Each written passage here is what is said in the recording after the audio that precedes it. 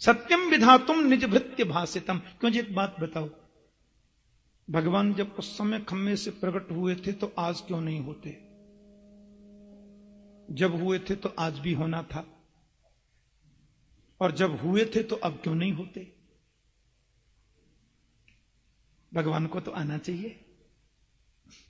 खम्मा फाड़ दो, तलवार मार दो, खम्मा फट जाता, कुछ निकलता ही नहीं। इसका मतलब यह हुआ कि खम्मे में पहले भगवान होते थे, अब नहीं है। बोल नहीं नहीं, भगवान तो खम्मे में आज भी है। हमारे ब्रज के किसी कवि ने बड़ी सुंदर पंक्ति लिखी कि सूरु अनेक फिरे कनुमागत, सूरु अनेक फिरे कनुमागत, पे पद सूर सस्वाद कहा, पुनि ताल मजीरा बजाती फिरे, मीरा मतवारी सी चाह कहा। सिया राम कथा कितनों ने लिखी, सिया राम कथा कितनों ने लिखी, तुलसी जैसी मर्याद कहां, नरसिंह बसे प्रतिखम मन में, नरसिंह बसे प्रतिखम मन में, पर काढ़न को प्रहलाद कहा, नरसिंह बसे प्रतिखम मन में, पर काढ़न को प्रहलाद कहा। नरसिंह तो आज भी प्रत्येक खम्मे में वास करता है, पर निकालने को प्रहलाद नहीं, तो निकले कैसे? अब तो ब्रह्मा जी, शंकर जी, वरुण जी, यम जी, कुबेर जी, सूरज जी, चंद्र जी, इंद्र जी और जितने जी हैं सब डर के मारे भाग गए। भगवान ने उसको जंघाओं पर डाल के चीर दिया। संध्या का समय था। अब स्तुति करने आए, उसको मारने के बाद भी प्रभु का कोप शांत तो हो ही नहीं रहा है। ब्रह्मा जी डर गए, देवता डर के चले गए। इंद्र बोले, मैंने सुना है धर्मपत्नी यदि इस समय आमे तो क्रोध शांत हो सकता है। तो माता लक्ष्मी से प्रार्थना की गई। अब लक्ष्मी जी को क्या मालूम था कि बब्बर शेर बन के बैठे। लक्ष्मी ने सोचा बेईपति होंगे जिनके चरण दबाती हूं। तो सुखदेव भगवान वर्णन करते हैं कि साक्षात् श्री प्रेषिता देवई दृष्ट्वा तन्महदद्भुतम् अदृष्टा श्रुतपूर्वत्वात् सानोपेयाय शंकिता। साक्षात् श्री प्रेषिता देवई, देवताओं ने श्री लक्ष्मी जी को प्रेषित किया, लेकर आए, मना करके लाए। लेकिन दृष्टा तन्महदद्भुतम, ऐसा रूप न कभी उन्होंने सुना था। अदृष्टा श्रुतपूर्वत्वात्, न ऐसा देखा था, न ऐसा सुना था। शेर का मुंह और शरीर मनुष्य का। माता जी दौड़ी, 3 पटक लग गई, दूसरा श्वास बैकुंठ में जाके लिया। हाँ, देवता बोले अब प्रलय होगी। हिरण्यकश्यप मर गया, इनका कोप ही शांत नहीं होता। तो नारद ने बहुत प्यारी बात कही, कोई कितनी भी स्तुति गा लो, माता लक्ष्मी भी पधारे तो भी कुछ असर नहीं होगा, क्योंकि मेरे नृसिंह प्रभु के सन्मुख जब तक प्रहलाद न पधारेंगे इनका कोप शांत नहीं हो सकता। तो प्रहलादं प्रेषयामास ब्रह्मावस्थितमन्तिके तातः प्रशमयोपेहि स्वपित्रे कुपितं प्रभु। प्रहलाद जी को कहा ब्रह्मा ने, बेटा आप पधारो, आपके पिताश्री के ऊपर प्रभु बड़े कुपित हो रहे हैं, इनके कोप को तुम ही शांत कर सकते हो। प्रहलाद ने आकर के नृसिंह देव को प्रणाम किया और चरणों में साष्टांग लेटे तो मेरे प्रभु के नेत्रों से आंसू झर पड़े और दौड़कर प्रहलाद को अंक में भर लिया। लिखा है भगवान बोले, मुझे आने में यदि विलंब हुआ हो तो क्षमा करना वत्स। प्रहलाद ने बड़ी सुंदर स्तुति गाई। तो नारद जी बता रहे कि वही हिरण्यकश्यप दूसरी बार रावण बना। माता जानकी के बहाने से उसने श्री राम से द्वेष किया और तीसरी बार आज शिशुपाल बनकर हम सब के सामने इसने मुक्ति पाली। तो चिंतन की पद्धति क्या है वो इतना महत्वपूर्ण नहीं है, चिंतन किया कितना ज्यादा है वही महत्वपूर्ण है। जिसमें जितनी तन्मयता आ जाए उतनी ही भक्ति निखरती है। चिंतन की तन्मयता ही भक्ति का परिलक्षण होता है, सर्वोत्कृष्ट परिणति होती है। युधिष्ठिर जी सुन रहे, लेकिन परीक्षित ने कहा, प्रहलाद ने स्तुति क्या गाई। आपसे मैं 2 बात बताना चाहता हूं। जैसा कि मैंने कहा था प्रथम दिन कि यहां की कथा में मैं गाऊंगा कम और कहूंगा ज्यादा, क्योंकि माता कात्यायनी के चरणों में निवेदन के रूप में यह कथा है। हमारे परम वंदनीय संत स्वामी विद्यानंद जी महाराज मातृ चरणों में, जिनको 50 वर्ष पूर्ण हुए हैं, इस उपलक्ष्य में कितना सुंदर भाव। साल भर पहले महाराज श्री ने कहा, एक कथा यहीं कराने का मन है और तुम्हें करनी होगी। मैंने कहा, मैं तो बालक हूं महाराज, संतों की गोद में ही बचपन से खेला मेरा सद्भाग्य। तो क्योंकि ये कथा मातृ चरणों में समर्पित है, इसलिए मेरा भाव है कि मैं मूल प्रसंग ज्यादा कह पाऊं। इसलिए 3 घंटे के प्रसंग में शायद 1 या 2 बार ही कोई कीर्तन थोड़ा हुआ तो हुआ, नहीं मूल विषय कहने का मन हुआ था।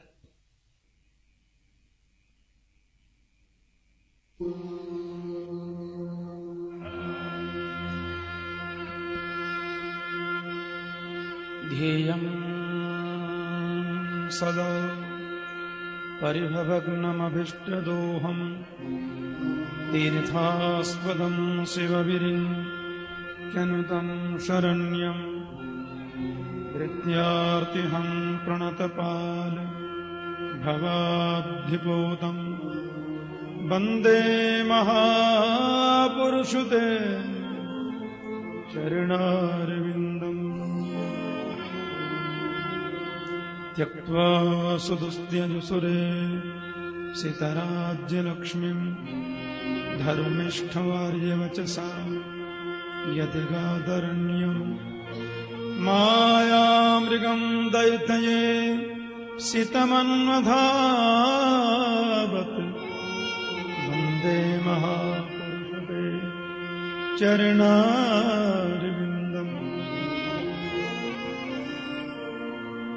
अस्ति स्वस्तरुणीकराग्रविगलत्कल्पप्रसूनाप्लुतम् वस्तु प्रस्मृतवेणुनादलहरी निर्वाणनिर्व्याकुलम् स्रस्तास्रस्मनिबद्धनी विलसद् गोपीसहस्रावृतम् हस्तन्यस्तनतापवर्गमखिलो दारम् किशोराकृतिः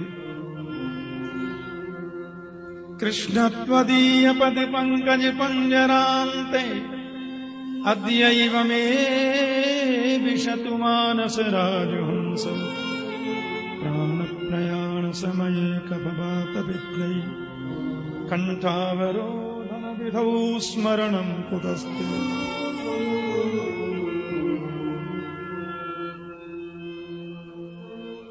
वंशी विभूषितकरान्नवनीरदाभा ईताम्बरादरुणबिम्बफलाधरोष्ठात् पूर्णेन्दुसुन्दरमुखादरविन्दनेत्रात् कृष्णात् परम् किमपि तत्त्वमहम् न जाने मूकम् करोति वाचालम् पङ्गुं लङ्घयते गिरिम् यत्कृपातमहं वन्दे परमानन्दमाधवम् अज्ञानतिमिरान्धस्य ज्ञानाञ्जनशलाकया चक्षुरुन्मीलितं येन तस्मै श्रीगुरवे नमः। जय जय श्री राधारमण जय जय नवल किशोर जय गोपी चित चोर प्रभु जय जय माँ माखन चो। श्रीमद्भागवत महापुराण के जय।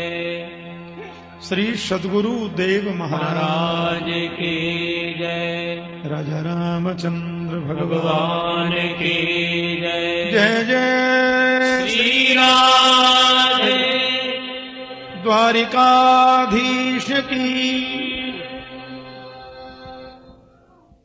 परम मंगलमय परात्पर अखिलेश्वर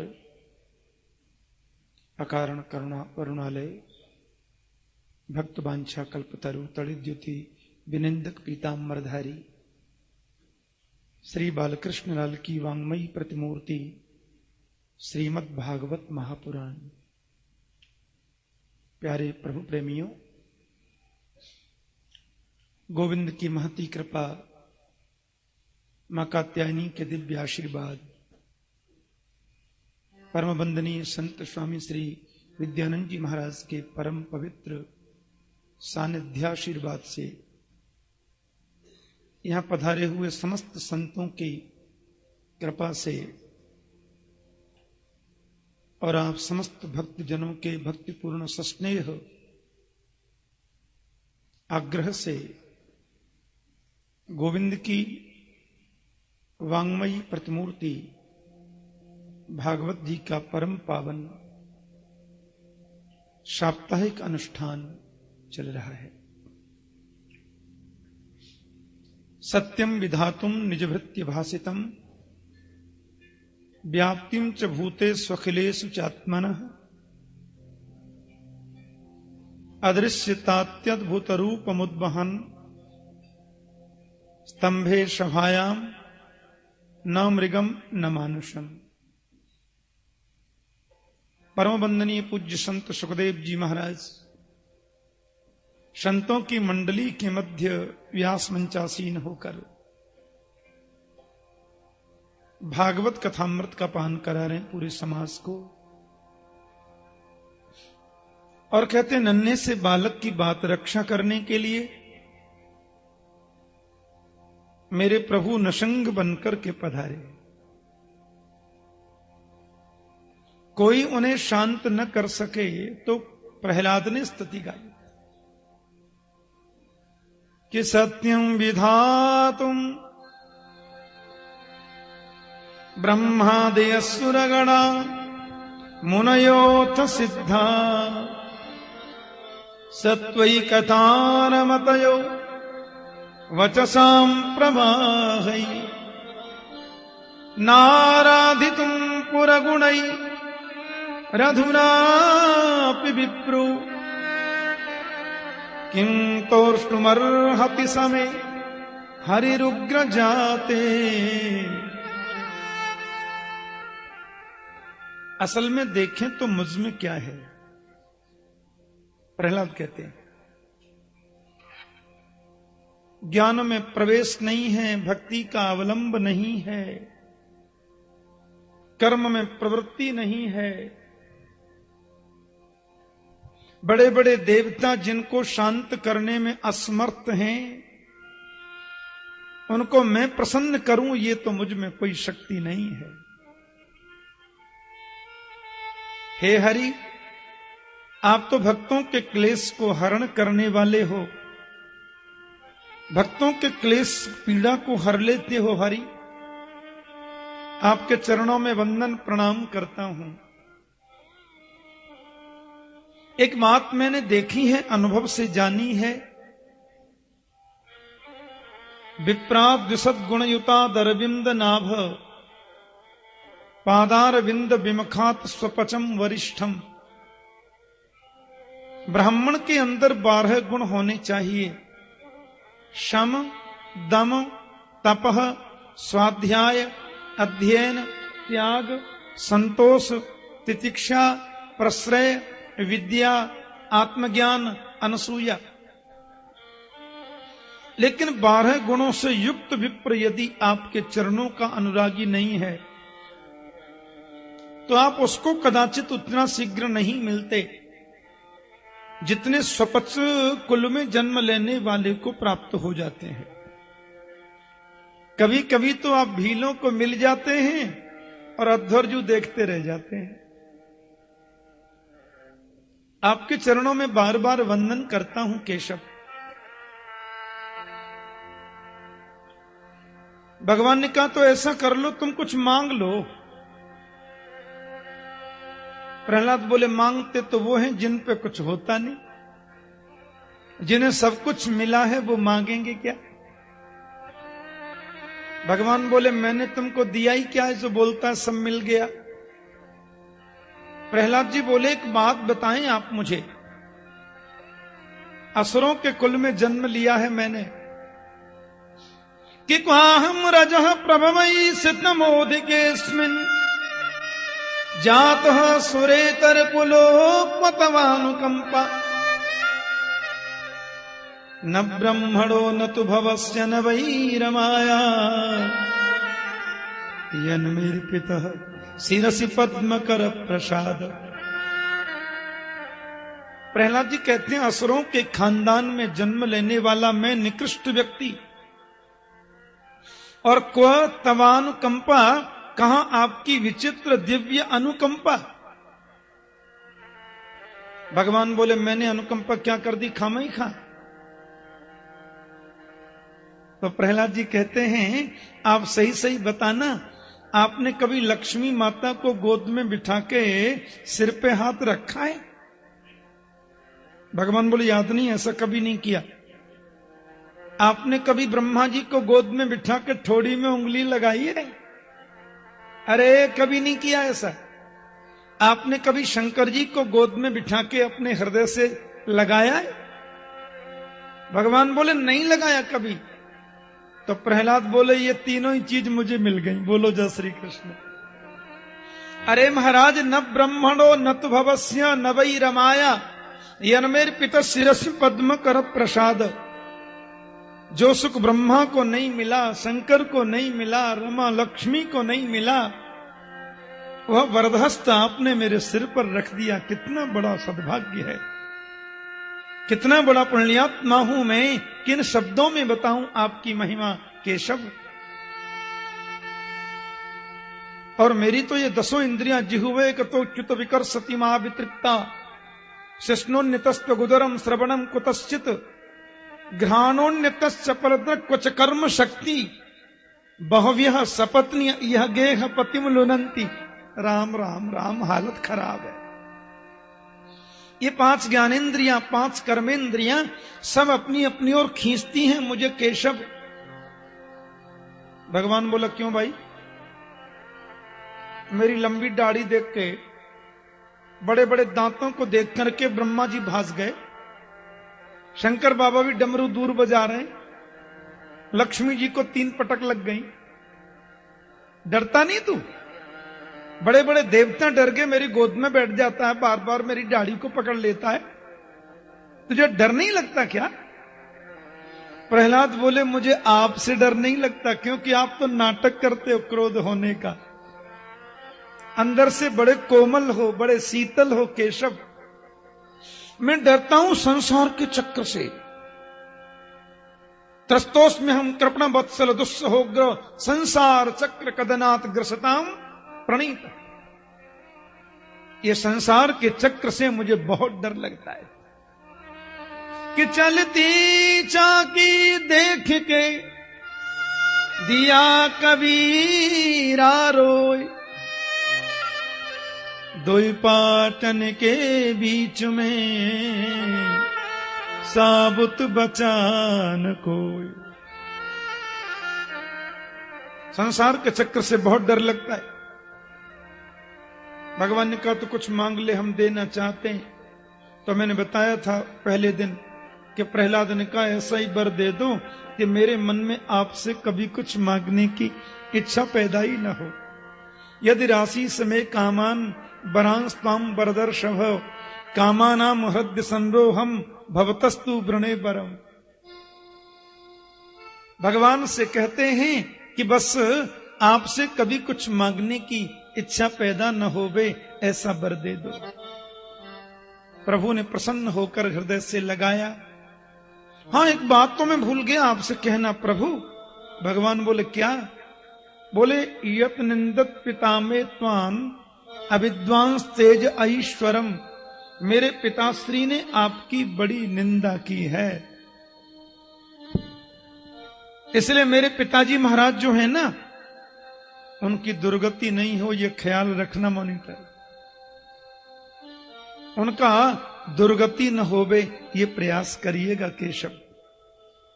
भगवान बोले त्रिसप्त भी पिता पूत पितृ भी सहते नघ, यत साधोस्य ग्रहे जातो भवान वै कुल पावन।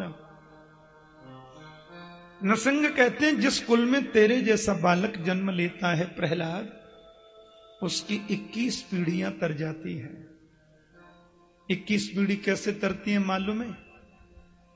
7 पीढ़ी तो ससुराल वालों की तर जाती हैं, उनका ध्यान रखना पड़ता है, और 7 पीढ़ी पिताजी के ससुराल वालों की तर जाती हैं, और 7 पीढ़ी पिताजी के यानी अपने घर की तर जाती है। ऐसे 21 पीढ़ियों का हिसाब किताब होता है। एक बालक भी जिस कुल में प्रहलाद जैसा जन्म ले ले। गोविंद प्रहलाद को बिठा के तिलक करके चले गए। अब नारद जी महाराज ने यह प्रसंग युधिष्ठिर जी को बताया था, आप सुन रहे थे कल। पर युधिष्ठिर जी ने उनसे मानव धर्म, वर्णाश्रम धर्म आदि के बारे में पूछ लिया। मानव धर्म क्या है, मनुष्यत्व क्या है? प्यार से बोलो जय श्री कृष्ण। सारे विस्तार से वार्ताएं हुई। फिर ब्रह्मचर्य, गृहस्थ, वानप्रस्थ और सन्यास चारों आश्रमों की बृहत व्याख्या हुई। और सन्यास में जो अवधूत वृत्ति है उसके बारे में और विस्तार से कहा। प्रहलाद जी एक बार डोलते डोलते वन में गए तो एक संत को देखा, बड़े रिष्ट पुष्ट संत थे। अब संत तो महाराज संत होते, वह बारे मौज फकीरान दी। फकीरों की बड़ी मौज होती है माय डियर, बोलो जय श्री कृष्ण। है संतों की अपनी मस्ती है, उसमें क्या कर सकते कोई है, अपनी मौज है महात्माओं की। तो महाराज अब देखो दत्तात्रेय जी बड़े रिष्ट पुष्ट बलिष्ठ शरीर पड़ा है, जमीन पर पड़े। आकर के उन्होंने प्रणाम किया और उनसे पूछे बाबा क्या खाते हो? लो कर लो बात। ऐसे कोई पूछे तो नाराज नहीं हो जाएंगे क्या?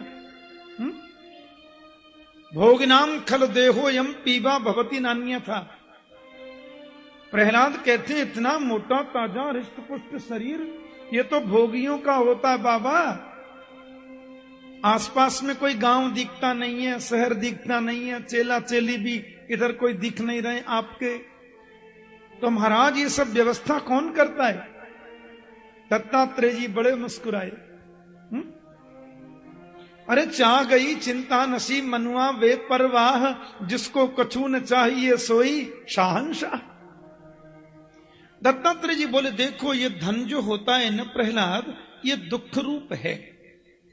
हाँ, पश्यामी धनिनाम क्लेशम लुब्धानाम अजितात्मनाम, ये भागवत में लिखा है।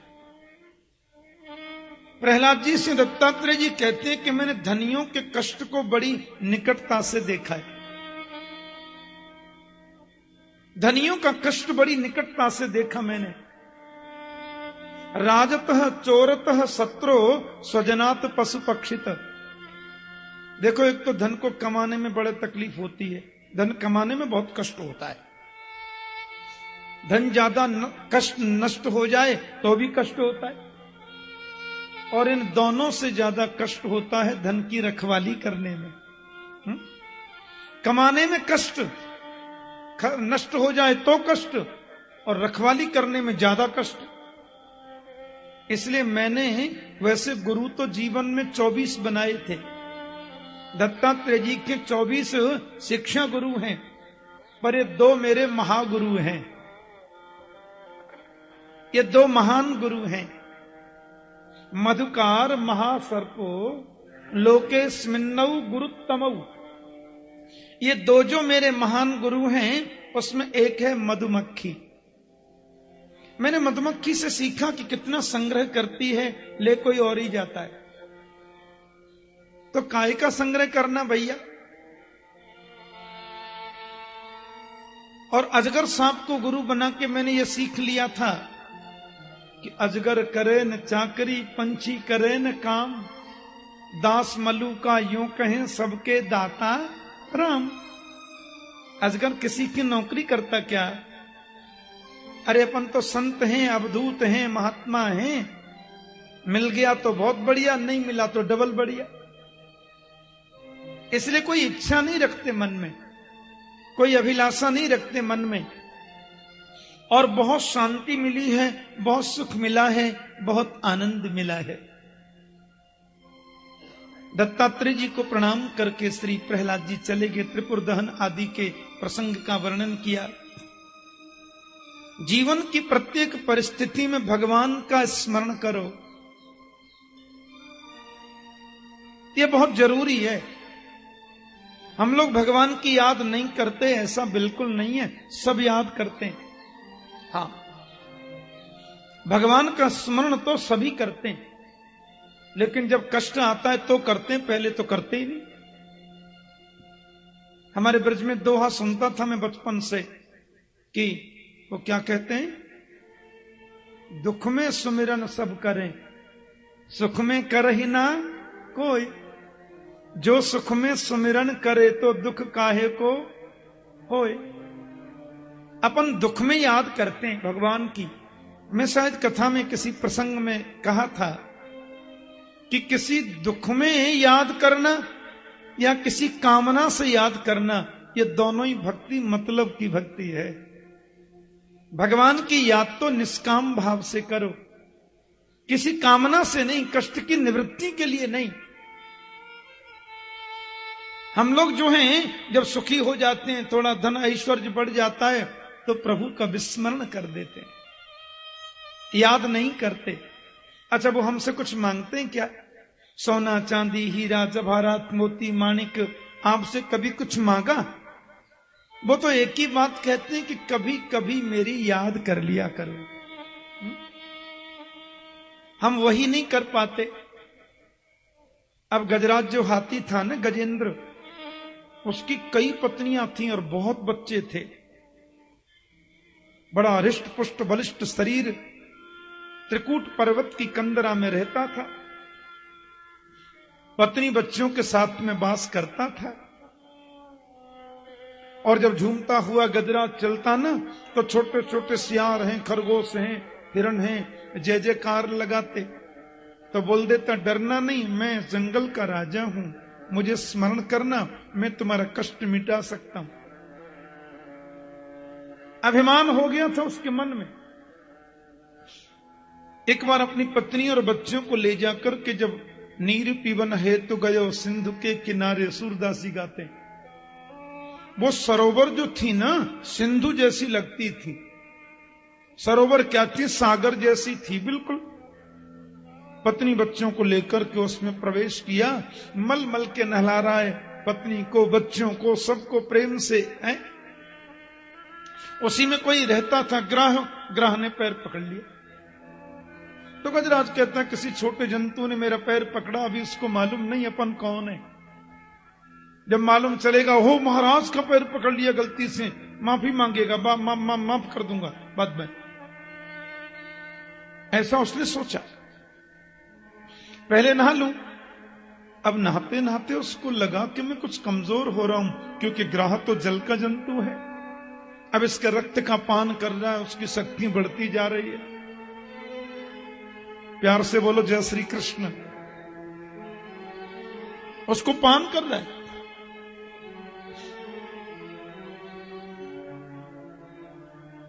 उसने अंदर नजर डाल के देखा तो बहुत बड़ा ग्राह। पत्नियों से बोला, किसी बड़े ग्राह ने पैर पकड़ लिया देवी मेरा। बच्चों से कहा, अरे बच्चों, मैं बड़े संकट में पड़ गया हूं। अब पत्नी बच्चों ने सूंड पकड़ के बहुत खींचा, लेकिन वो तो छोड़ता ही नहीं।